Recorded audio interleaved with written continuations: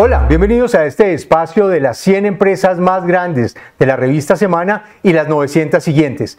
Para esta ocasión nos acompaña el doctor José Miguel Linares, presidente de Drummond, la empresa minera más grande del país. Doctor Linares, bienvenido, muchas gracias por estar con nosotros.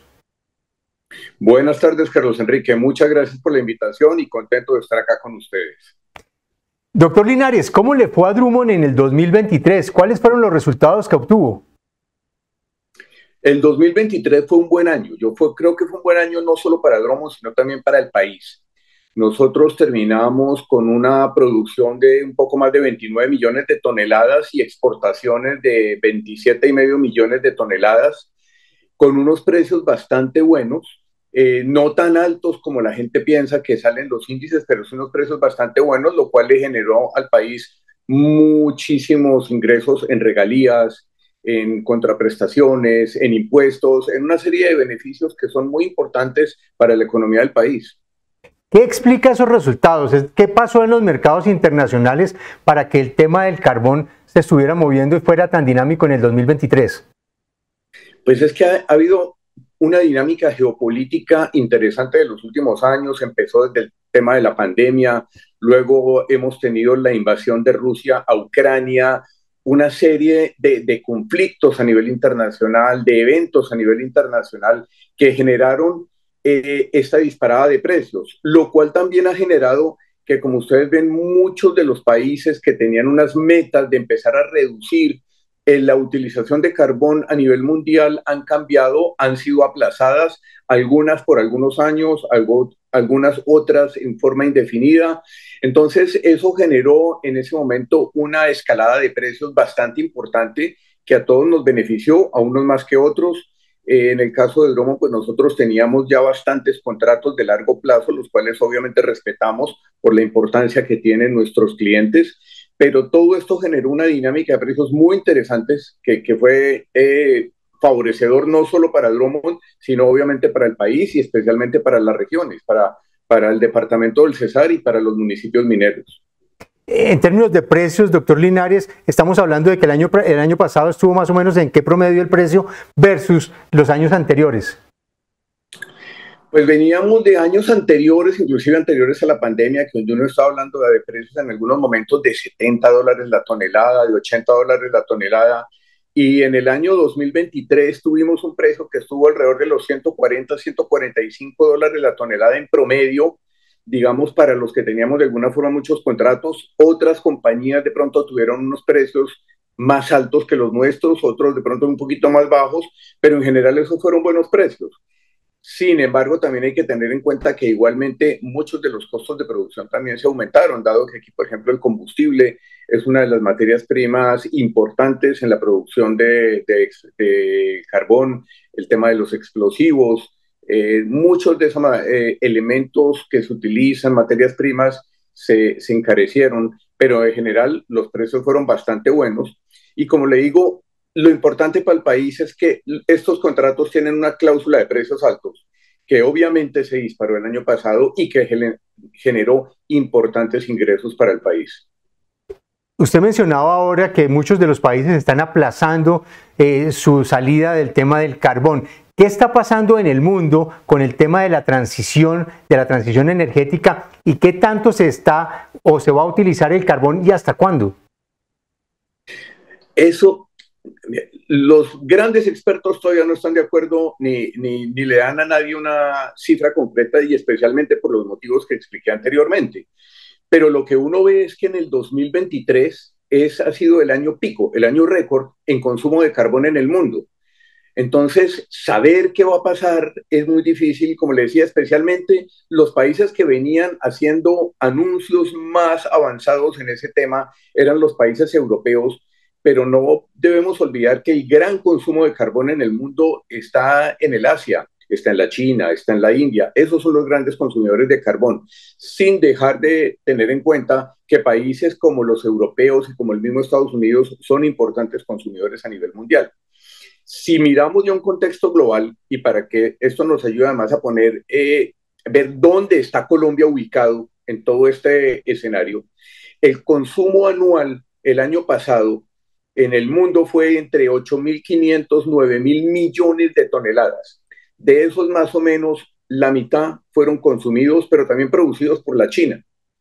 Pero si miramos de esos cuántos se transan internacionalmente, fueron aproximadamente 900 millones. Y de esos 900 millones, Colombia participa solamente con el 56, con 56 millones.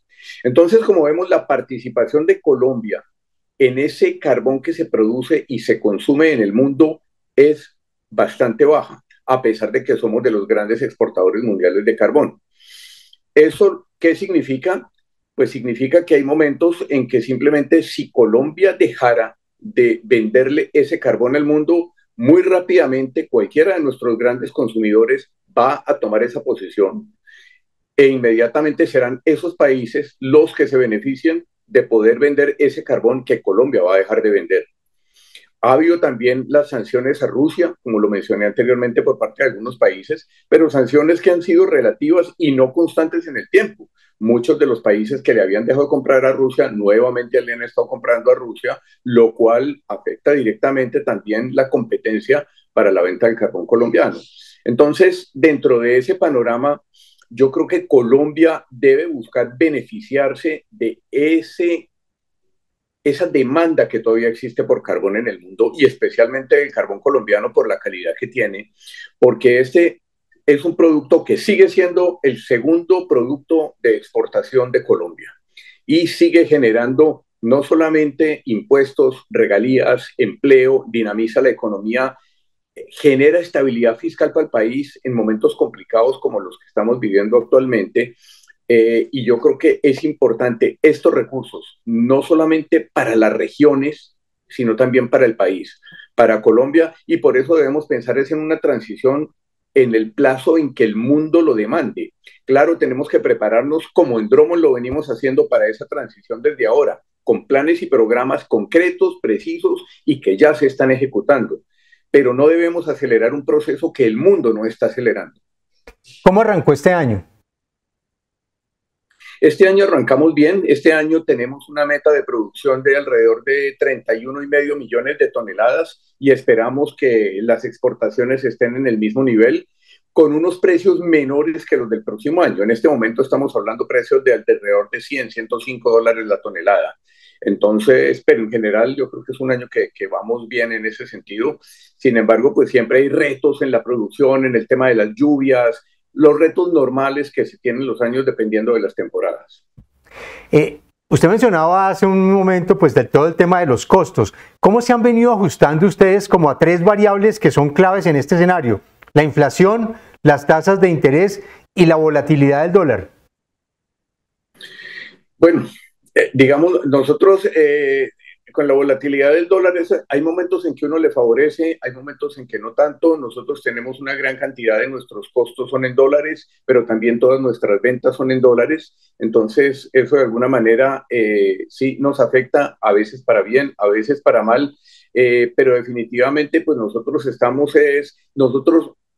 en una posición en que los precios los define ese mercado en el mundo. Nosotros no definimos los precios, nos ajustamos a ellos y obviamente en la medida en que los precios van bajando, tenemos que hacer ajustes necesariamente en nuestros costos de producción. Hasta el momento no hemos tenido que hacer ningún ajuste importante, pero sí constantemente estamos revisando esos costos con los contratistas, con los proveedores, para buscar las mayores eficiencias, como en cualquier otra industria y en cualquier otro negocio. En el escenario de tributario, la pasada reforma tributaria tuvo un capítulo muy complejo y un debate muy fuerte sobre el tema de las regalías y su deducibilidad, que terminó en la Corte Constitucional. ¿Qué fue lo que pasó ahí y qué terminó sucediendo entre el Ministerio y la Corte Constitucional y el impacto que tienen ustedes? Bueno, el proyecto de ley y la ley como quedó aprobada incluyó un artículo donde se prohibía la deducibilidad de las regalías, algo que en realidad nos parecía que era, como efectivamente lo decidió la Corte, inconstitucional, pero además algo que no sucede en ningún otro país del mundo. En todos los demás países del mundo donde se pagan regalías por la explotación de minerales e hidrocarburos, las regalías son deducibles. Y es en nuestra opinión, obviamente, es claro que es un costo directo y necesario de la producción. No voy a explayarme en un tema que ya pues, la Corte y los expertos han dilucidado y han dado grandes explicaciones sobre el tema. Sin embargo, desde el punto de vista comercial es importante tener en cuenta que un costo tan importante como es la regalía, y especialmente en los momentos de precios altos, la regalía viene a ser un componente bastante alto de los costos de producción. Con unos precios bajos, trayendo unas regalías que vienen, porque vienen con un retraso, como se calculan con respecto a meses anteriores, pues fácilmente puede hacer que las compañías den pérdida y que sea inviable la continuidad de las empresas, la no deducibilidad de las regalías. Y esto lo estoy hablando para cualquier sector de hidrocarburos y de minería. Entonces, afortunadamente la decisión que tomó la Corte es importante porque le da viabilidad de mediano, corto y largo plazo a la industria para que, sin importar el momento en que nos encontremos y especialmente en los momentos difíciles, como lo dije anteriormente, cuando se presentan los bajos precios, eh, las compañías puedan seguir adelante y puedan mantener esa producción y puedan seguir adelante con el negocio. Para la industria fue una decisión muy, muy importante. ¿Qué temas están pendientes en la Corte Constitucional en materia tributaria que los pueda impactar a ustedes? En este momento está pendiente el recurso de insistencia que presentó el Ministerio de Hacienda frente al incidente fiscal. El gobierno presentó un incidente fiscal buscando, digamos, aminorar el efecto por un plazo de unos años. La Corte decidió negativamente sobre este recurso que presentó el gobierno y el gobierno presentó nuevamente un recurso de insistencia la semana pasada, creo que el viernes pasado, y estamos pendientes de que se resuelva ese recurso que fue presentado por el gobierno. El gobierno ha presentado como un plan alrededor del sector minero, que incluye algunas decisiones, unas administrativas y otras que tienen que pasar por el Congreso de la República. Desde el punto de vista administrativo están relacionadas básicamente con el tema ambiental y en el Congreso está tramitándose el tema de la creación de ecominerales, lo que llaman algunos expertos la Ecopetrol del sector minero y una reforma al Código de Minas. Si quiere vayamos uno por uno. ¿Qué es lo que está pasando en temas ambientales y cuáles son las decisiones que busca el gobierno y qué impactos va a tener sobre la industria? El tema del decreto 044 de las reservas ambientales mineras, la preocupación que genera es la forma en que puedan declararse estas áreas de reserva, que puede hacerse sin haberse adelantado unos estudios profundos, técnicos, sobre los motivos por los cuales se decretan las áreas. Se pueden con unos simples cortos estudios, un funcionario en Bogotá tomar esa decisión de declarar esas áreas de reserva, lo cual puede, a pesar de que haya contratos en ejecución y que los contratos en ejecución no vayan a ser afectados, sí pueden ser afectados en el mediano plazo, sí pueden ser afectados en su posterior forma en que se vayan adelantando hacia futuro. Entonces, eso genera mucha preocupación porque no necesitamos que para que haya esas áreas de reserva, para que sean declaradas, debe ser una vez se adelanten unos estudios técnicos muy profundos, muy detallados, que decidan que así debe hacerse. E igualmente respetarse, porque el tema de respetar los contratos mineros existentes es de la mayor importancia para los que se están ejecutando y para su ejecución futura, porque es que muchos de esos contratos tienen unas expectativas de larga ejecución, que es donde uno empataría luego, me imagino que usted me va a preguntar ahora, con otros temas de la ley minera que el gobierno va a próximamente a radicar en el Congreso. Entonces, ese es uno de las principales preocupaciones con estas reservas ambientales. Sigamos entonces con el tema del Código de Minas, porque una de las principales afirmaciones que tiene la reforma o que ha dicho el gobierno alrededor de la reforma del Código de Minas es que no habrá más desarrollo de carbón térmico. ¿Cuál es la implicación que tiene esta reforma del Código de Minas y necesariamente a ustedes cómo los va a golpear?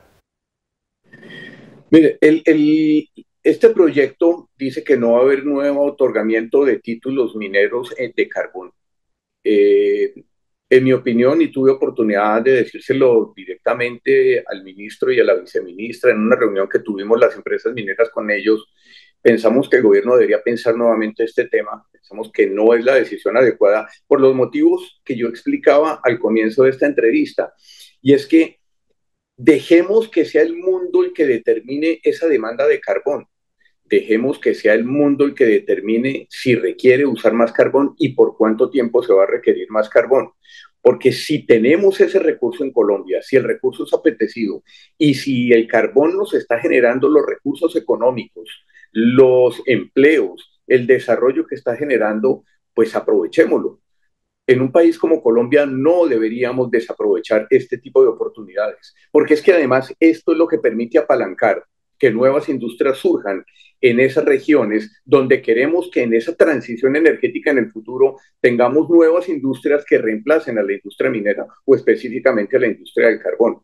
Entonces, ese es un tema que consideramos que el gobierno debería pensar nuevamente y es un artículo que se debería retirar, como si usted recuerda, efectivamente se hizo cuando se estaba en el Plan Nacional de Desarrollo. Ese artículo lo habían incluido en uno de los primeros borradores del Plan Nacional de Desarrollo y el gobierno lo retiró acertadamente. Considero que debería hacerse lo mismo en esta oportunidad. Y el otro tema es cuando se mira el tema de las prórrogas de los contratos, porque se habla que es que los contratos se acaban en el 2030, 2032, que ya no va a haber más contratos mineros. Eso es cierto para algunos contratos, para otros contratos no lo es, en el sentido de que el actual Código de Minas establece que todo contrato minero tiene una posibilidad de prórroga hasta por 30 años más. La mayoría de estas inversiones las hemos hecho las empresas que son multimillonarias inversiones, porque aquí estamos hablando de miles de millones de dólares, con esa expectativa de que si venimos haciendo una minería responsable desde el punto de vista técnico, ambiental y social, tengamos derecho a esa prórroga de los contratos bajo unas condiciones que sean obviamente buenas para el país, como efectivamente sucedió lo hicimos con el contrato de La Loma en el año 2019, se negoció una prórroga de ese contrato en unas condiciones muy buenas para el país y obviamente para nosotros también, pero eso mismo debe suceder con los demás contratos de Drummond y de las demás empresas de carbón que tengan todavía de hecho a esa expectativa de prórroga, porque además eso es lo que nos va a permitir, como lo decía anteriormente, aprovechar adecuadamente este recurso en un país donde los recursos que hay todavía por producirse son más de 3.000 millones. ¿Qué piensa de la creación de Ecominerales?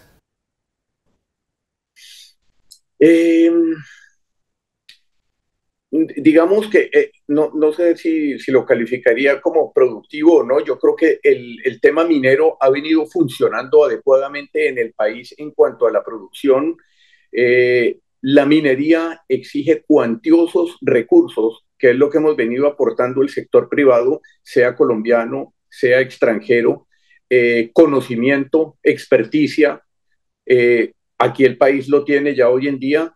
Si hay algo que estamos contentos en Drummond es con la calidad del personal, la calidad profesional de la gente que tenemos trabajando en la compañía, de los que han venido y de los que hemos formado dentro de la compañía. Entonces, esa experticia tiene el país y esa experticia sería mucha de la gente que podría llegar a esta nueva empresa minera.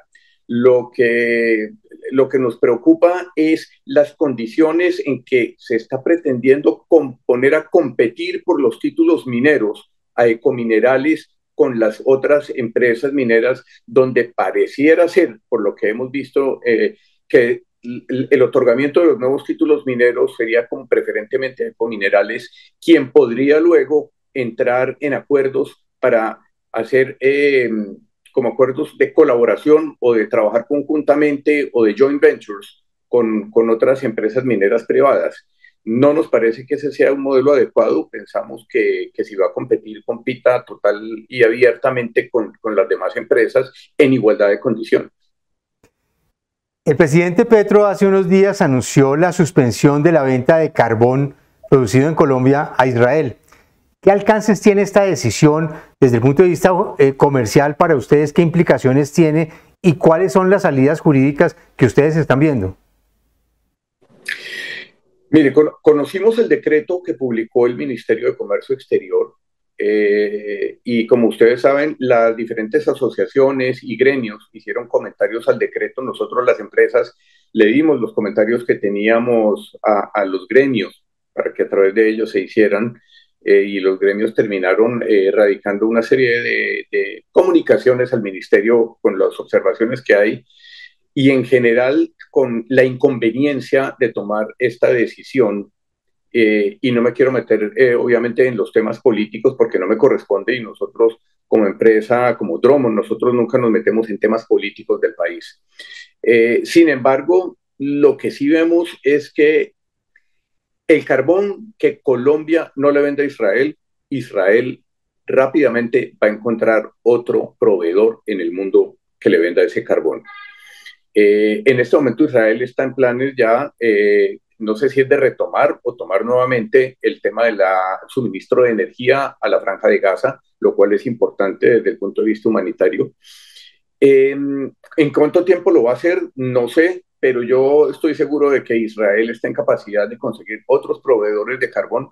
No sé si con la misma calidad o con los mismos precios que consigue de Colombia, pero definitivamente para Colombia sí es una pérdida, porque ese carbón que vamos a dejar de venderle a Israel, no sé qué tan fácil ni qué tan rápidamente logremos venderlo en otros de los destinos, donde afortunadamente, en el caso, pues, nosotros en Dromo le vendemos a más de 20 países en el mundo. Sin embargo, qué tan fácil sea a estas alturas ubicarle comprador a ese carbón para este año, no sé, tendríamos que verlo. Y tampoco sé por cuánto tiempo duraría la medida que toma el gobierno, porque, pues porque la forma en que está planteado el decreto, por lo menos el decreto originalmente como lo vimos, es un poco indefinido y dependiendo de la situación del conflicto. Entonces, en ese sentido, vemos que la decisión que se toma de no venderle carbón a Israel, creo que nos va a afectar más a nosotros que a Israel. Cuando hablamos del tema del comercio de carbón a Israel, estamos hablando en exportaciones de cuánto y en volumen de cuánto, doctor Linares. Puede variar, como no solo como empresa, sino como Colombia, entre 2,5 a 3 millones de toneladas al año. ¿Y en valor eso más o menos a cuánto asciende? Bueno, si estamos hablando de los valores nuestros, hablemos, multipliquémoslo por 100. Entonces estamos hablando de 30 millones, 300 millones de dólares. Ok. ¿Usted cómo...? En algunos momentos, el año pasado llegó a ser como de 470, 480 millones de dólares las ventas a Israel. Claro, con ese precio tan alto, pues obviamente se capitalizó. Exacto. Ahí. ¿Van a interponer algún recurso jurídico si el decreto queda en firme? No sé, tendríamos que ver el decreto.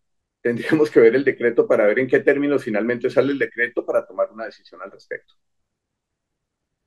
Usted ha visto las cosas que las iniciativas del gobierno, el tema de Conminerales, reformar el Código Minero con el impacto en el tema del carbón, las decisiones ambientales, los discursos que ha hecho el presidente alrededor del carbón y del petróleo, incluso comparándolos con la coca.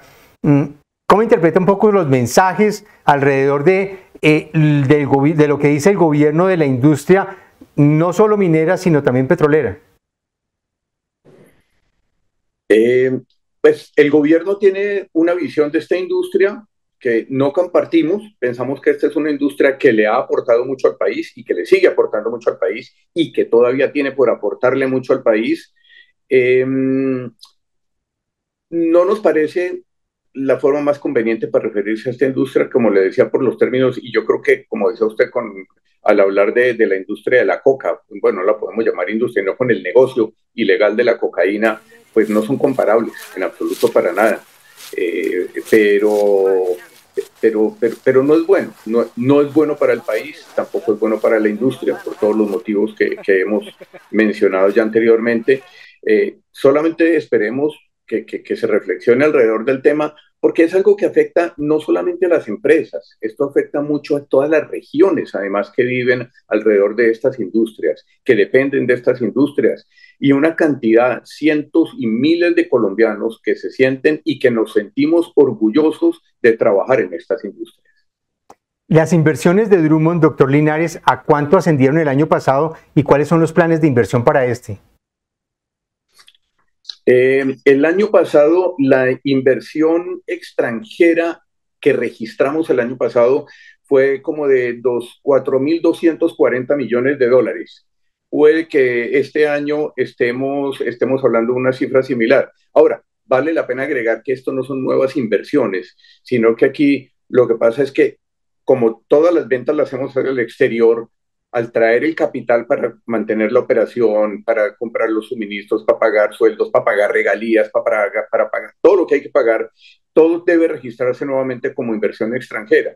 Pero digamos, eso es lo que se registró en el 2023. Si miramos el acumulado de la inversión extranjera que tiene registrada Drummond, desde que iniciamos acá en el año 87, como cuando se abrió la sucursal en Colombia, hasta el año 2023, ya llevamos la cifra de casi 53.000 millones de dólares. Se lo preguntaba porque una de las grandes preocupaciones que hay en Colombia es la caída de la inversión. Llevamos 5 trimestres en negativo con la inversión y las inversiones que no hacemos hoy son el no crecimiento en el futuro. ¿Qué está pasando con la inversión y a qué le achaca usted que hoy la inversión esté tan de capa caída en el país? Es difícil y sería atrevido de parte mía hacer un juicio para las demás industrias y lo que está pasando en el país. Desde nuestra perspectiva, obviamente en el caso del sector minero, pues estamos un poco como a la cautela de qué es lo que está pasando y para dónde vamos y qué va a pasar. Ahí la expectativa de la nueva ley minera, de ecominerales, ya tenemos el decreto de las áreas de reserva minera, en fin, entonces es un poco la expectativa que lo que está haciendo es que la inversión extranjera que está llegando, que entra, no es nueva, sino que es el mantenimiento de las operaciones que ya estamos en Colombia. Yo creo que hay obviamente algunas excepciones de nuevas empresas mineras que están llegando, que tienen una expectativa, dado que hay ahora unos minerales estratégicos que pueden ser minerales para el futuro y que pueden ser unos proyectos muy interesantes a los cuales el gobierno acertadamente los está promoviendo la llegada de empresas y de inversión para el desarrollo de estos minerales. Pero yo creo que un poco esa incertidumbre es lo que nos tiene a todos como la expectativa de si seguimos creciendo y si tenemos oportunidad de seguir creciendo o no. Y eso lo digo hablando básicamente de nuestra industria. No quiero referirme a las demás porque no tengo el conocimiento suficiente o no me atrevería a hacerlo por lo menos públicamente para hacer ese juicio. ¿Y ustedes estarían interesados en participar en algún negocio de estos minerales estratégicos distinto al tema del carbón? Por el momento no, y además pues la tradición Drummond todavía ha sido una empresa minera principalmente de carbón. Obviamente siempre estamos mirando oportunidades, pero en este momento no tenemos visto ningún proyecto ni estamos a la expectativa de ningún nuevo proyecto. Usted mencionaba ahora, hablando del tema del código minero, el tema de las prórrogas de los contratos y cuándo se terminan. En el caso de Drummond, ¿cuándo se terminan y cómo son esas expectativas que ustedes tienen? En el caso, tenemos 3 contratos y si miramos, y todo se está manejando como un gran complejo minero. El contrato, digamos, que tiene la mayor cantidad de recursos es el contrato del descanso, que termina en el 2032, y ese contrato tendría una prórroga posible, una potencial prórroga establecida por la ley, por el actual Código de Minas de 30 años más. O sea que mal contados nos podríamos ir hasta el 2062. Ok. En el caso de la región, del Cesar, de la importancia de Drummond, ¿qué pasaría para un departamento como el Cesar si Drummond no existiera, cuando ya no esté Drummond? Pues si miramos años como el año anterior, que es un año pues, atípico por lo que hablábamos de los precios del carbón, Drummond representó, oigamos, Drummond y las demás empresas mineras que están actualmente operando en el Cesar, representamos, si no estoy mal, el 50, un poco más del 50% del PIB, el 50% del PIB del Cesar, lo cual es verdaderamente importante. Tuvimos ya una experiencia bastante complicada en la región y lo digo tuvimos porque nosotros Drummond pues ya somos una compañía del Cesar y así nos sentimos, somos un miembro más de la sociedad cesarense y en la región minera del Retiro la devolución de los títulos mineros de Prodeco tuvo un efecto muy muy grande afectó económica y socialmente la región, especialmente a la Jagua de Ibirico. En el caso de que sucediera lo mismo con las demás empresas, y en el caso de Drummond, que tenemos unos niveles de producción mucho más altos de los que tenía Prodeco en ese momento, pues va a tener yo creo que un efecto, calificaría yo, de devastador para el departamento. Por eso hace bien, como los expertos lo dicen y el mismo gobierno, que hay que prepararnos para esa transición energética, pero es una transición que debe ser bien planeada y en los tiempos adecuados.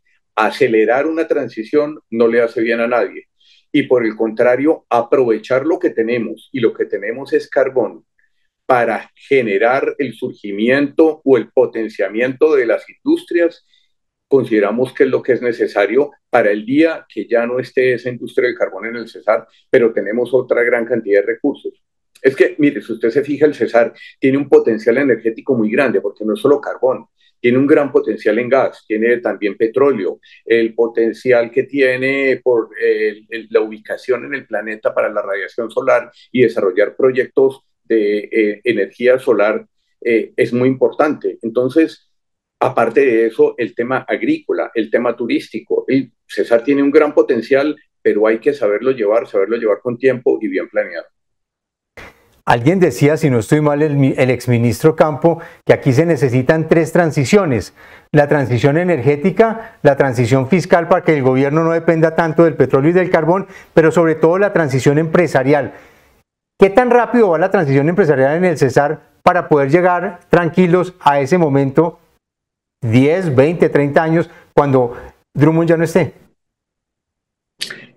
Creo que no va tan rápido como debería ir.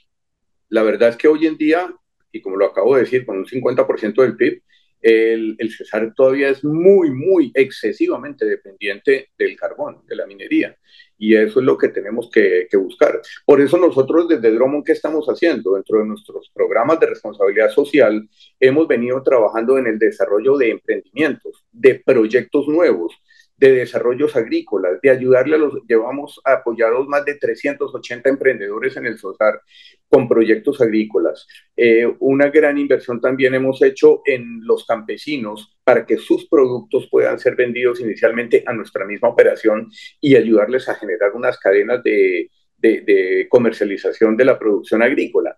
Entonces hay que hacer todavía un gran trabajo, está por hacerse, pero eso yo creo que tenemos que hacerlo todos juntos, tenemos que hacerlo bien planeado y tenemos que ponernos con un mismo propósito. Las compañías venimos haciendo un trabajo creo que importante en eso, el gobierno quiere hacerlo, el gobierno nacional, el gobierno departamental, el municipal, y yo creo que lo que es necesario es que todos nos pongamos de acuerdo en un plan para llevarlo a cabo. Y llevarlo a cabo no solamente como un plan ideado, sino ejecutable y ejecutarlo de verdad. Ya hoy en día estamos ejecutando muchas de esas acciones, pero entonces debemos enmarcarlas dentro de un gran plan con una dirección única para que eso sea posible. Es que no puede suceder lo que estamos viendo hoy en día, y es que si uno mira, hay cualquier cantidad de iniciativas de la transición energética y quieren que los pilotos sean Cesar y Guajira, pero una cantidad de iniciativas, yo ya las llamaría desarticuladas. El gobierno está en ese propósito de empezar a reunir y a promover un plan con el gobierno departamental, con el municipal, ha llamado a los sindicatos, pero yo creo que somos más los actores. Yo invitaría al gobierno a que nos invite a las empresas a ser parte activa, a estar en esas reuniones y a buscar definir y ser parte de este equipo que defina cuál debe ser ese plan para el desarrollo socioeconómico del Cesar. Solo para finalizar, doctor Linares, y agradeciéndole pues estos minutos y la explicación del tema de Drummond, para dimensionar cuando uno habla de Drummond, esto es como tierra de gigantes porque esas explotaciones mineras a cielo abierto son muy grandes.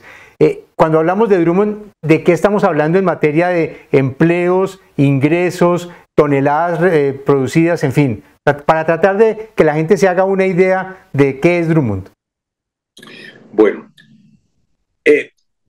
cuando estamos hablando de Drummond, el área minera en el Cesar es un área muy grande, que estamos hablando de más de 30.000 hectáreas, Sin embargo, este es el área que ocupan no solamente el área donde se hace minería, donde están las escombreras, donde están los talleres, las áreas de trabajo, los campamentos y todo eso, porque el área verdaderamente afectada no es tan grande.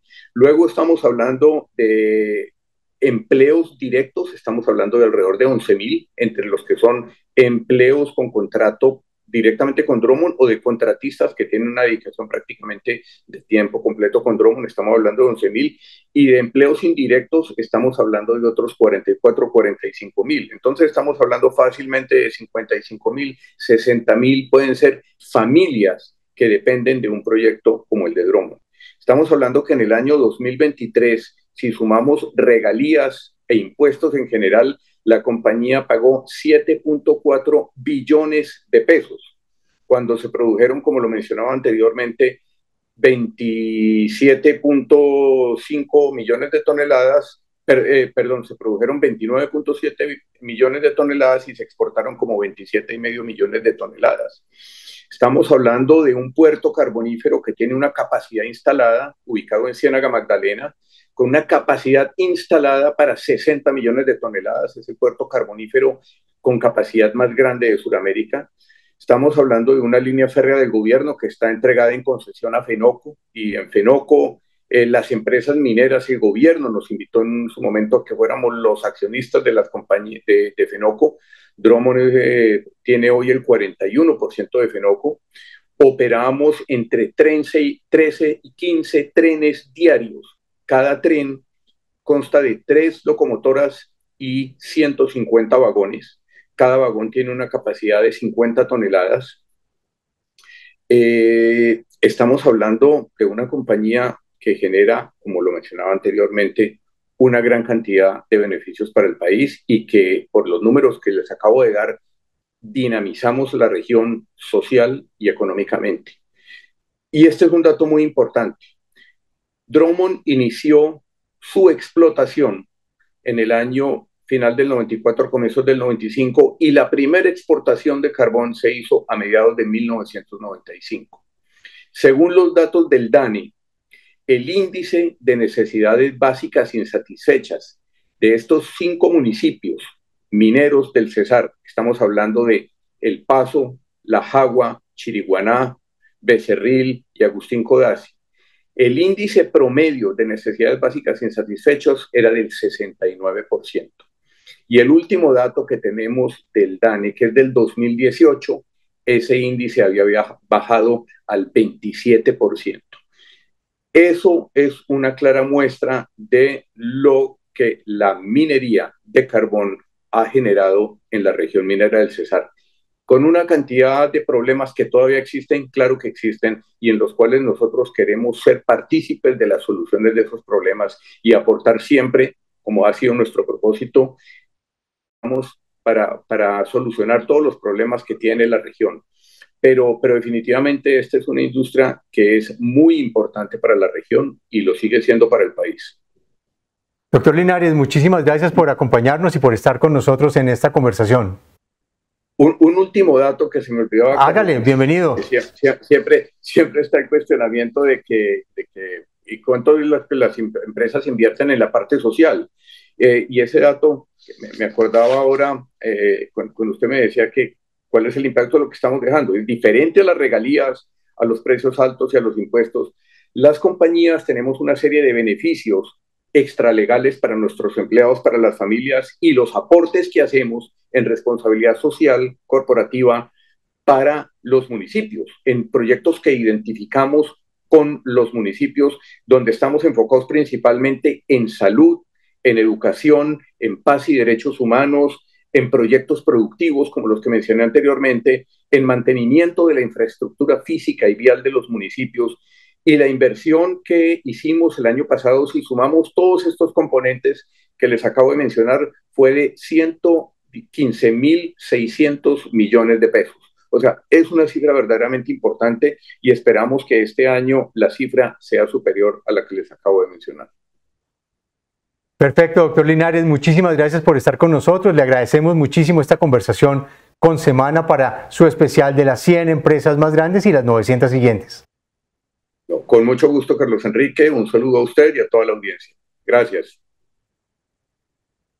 A ustedes mil gracias por acompañarnos. Los invitamos a que nos sigan en nuestras plataformas y en semana.com. Nos encontramos en una próxima oportunidad.